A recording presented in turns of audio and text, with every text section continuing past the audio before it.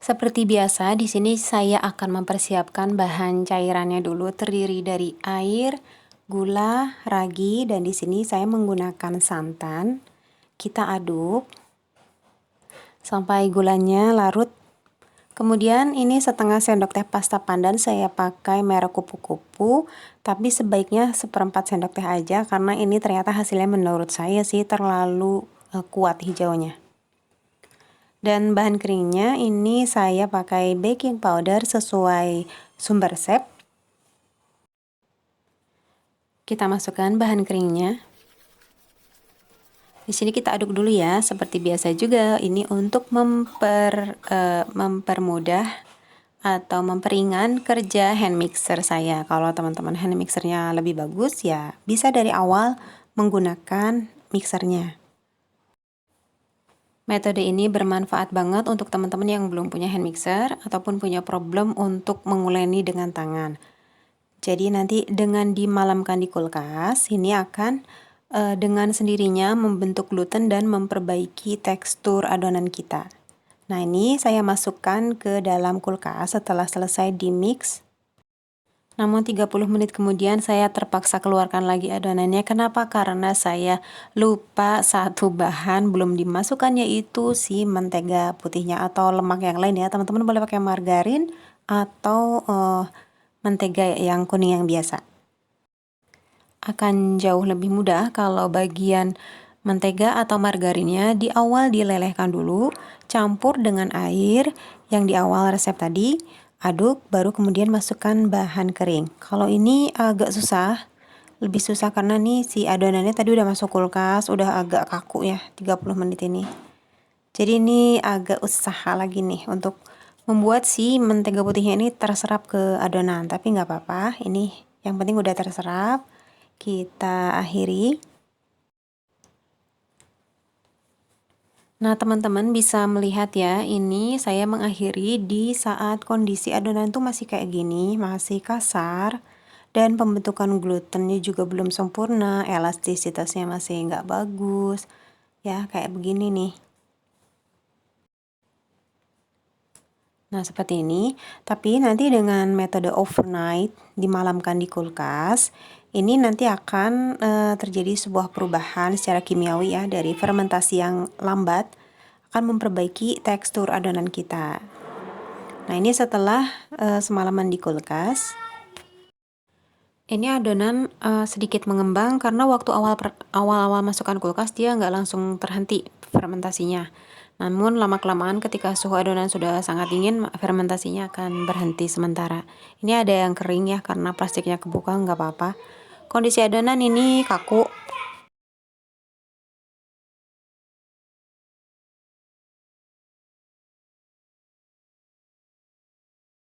Selanjutnya kita potong timbang atau portioning.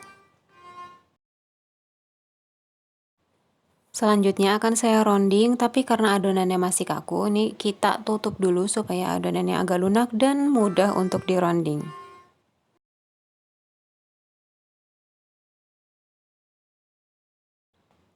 Kemarin, ini kan sebelum masuk kulkas adonannya masih kasar dan sangat mudah robek, dan sekarang kita cek setelah dimalamkan di kulkas bagaimana tekstur adonannya. Ternyata ini glutennya sudah terbentuk dengan baik. Ya, bisa teman-teman lihat membran tipis ini adalah gluten yang kita cari dari hasil proses menguleni. Nah, ini dengan tidak usah diuleni, kita bisa mendapatkan gluten ini dengan cara apa? Di resting semalaman di kulkas. Nah, ini adalah kondisi yang biasa ada yang menyebutnya duck feet ya. Jadi kayak tangan kita ini kayak cakar atau ceker bebek yang berselaput. Oke, udah ya, kita sudah membuktikan nih overnight dough itu efektif juga. Dan selanjutnya ini setelah dipotong timbang kita akan rounding. Ini saya gilas dulu untuk membuang gas hasil fermentasinya supaya nanti enggak terlalu besar pori-pori di dalam rotinya.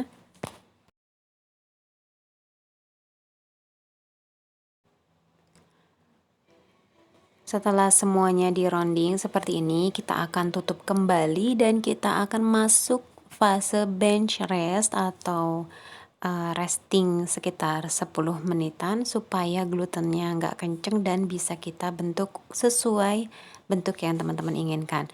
Di sini simple aja bentuknya, kita memanjang.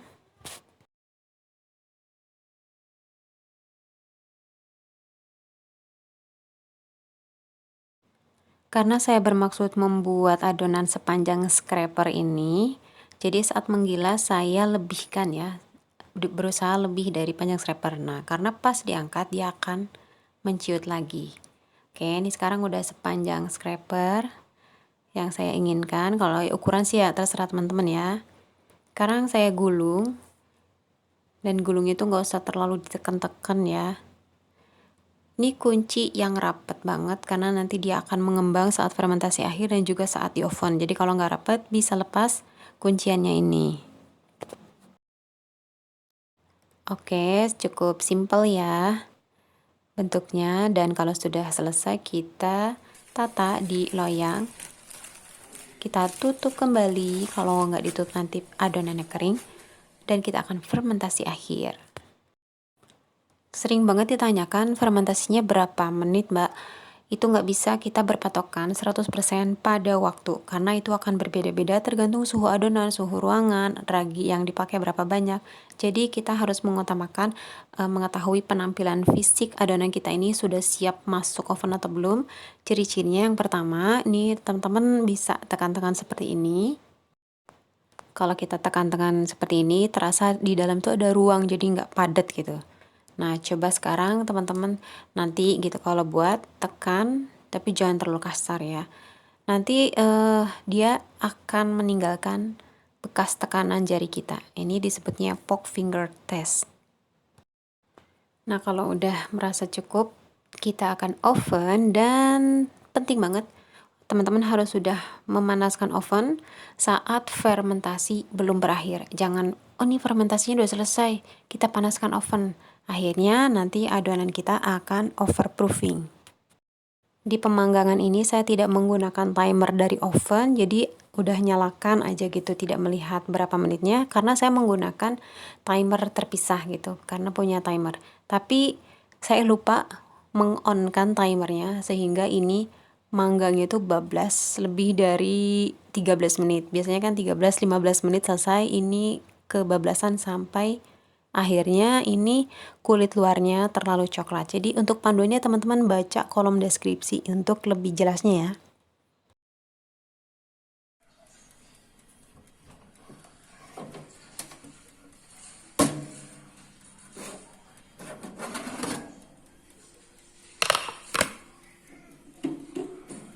Karena terlalu lama di ovennya ini jadi kulitnya tuh terlalu keras ya.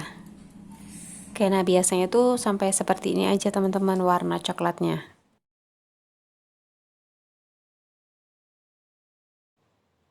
Dan ini yang menggunakan oven tangkring juga sama, karena memang satu timer, jadi sama-sama bablas. Tapi nggak masalah, karena ini home baking, tidak ada customer yang akan komplain ya.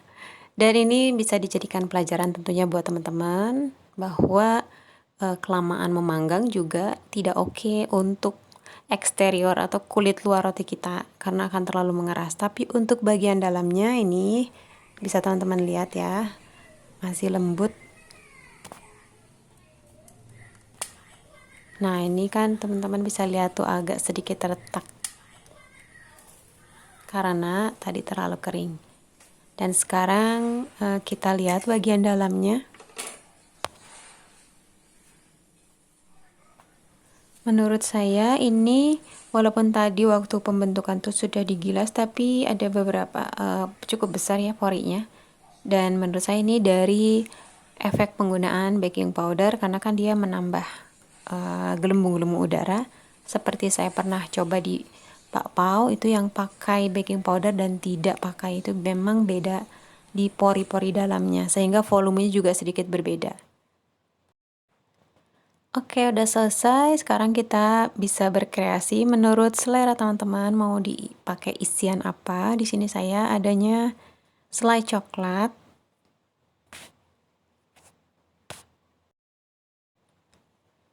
Sudah selesai, dan ini teman-teman bisa merasakan rasa enaknya itu jangan masih baru-baru keluar dari oven, tunggu sampai beberapa jam baru bisa merasakan kombinasi ada rasa-rasa gurih dari santannya. Dan untuk pori-pori bagian dalamnya nih, seperti teman-teman lihat, ini agak besar-besar porinya menurut saya, sekali lagi mungkin ya, karena baking powdernya itu.